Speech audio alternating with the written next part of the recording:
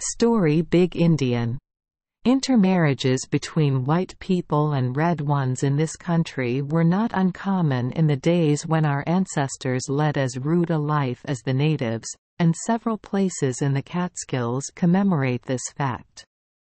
Mount Utseantha, for example, is named for an Indian woman whose life, with that of her baby and her white husband, was lost there. For the white men early found friends among these mountains.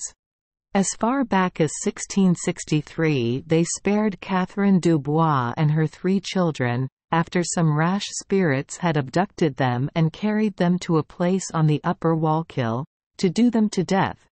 For the captives raised a Huguenot hymn and the hearts of their captors were softened. In Esopus Valley lived Winnisook, whose height was 7 feet, and who was known among the white settlers as the Big Indian. He loved a white girl of the neighborhood, one Gertrude Molyneux, and had asked for her hand. But while she was willing, the objections of her family were too strong to be overcome, and she was teased into marriage with Joseph Bundy, of her own race, instead. She liked the Indian all the better after that, however, because Bundy proved to be a bad fellow, and believing that she could be happier among barbarians than among a people that approved such marriages, she eloped with Winnisook.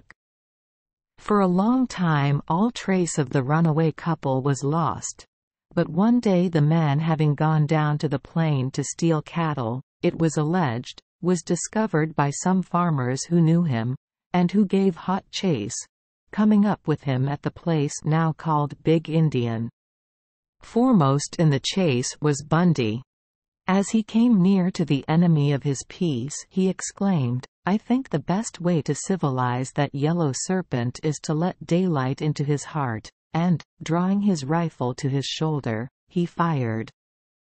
Mortally wounded, yet instinctively seeking refuge, the giant staggered into the hollow of a pine tree, where the farmers lost sight of him. There, however, he was found by Gertrude, bolt upright, yet dead. The unwedded widow brought her dusky children to the place and spent the remainder of her days near his grave.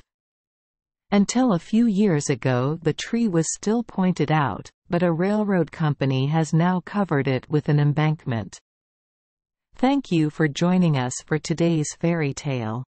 We hope these stories bring joy and meaning to your day. If you love our channel, please hit the subscribe button so you won't miss any exciting tales.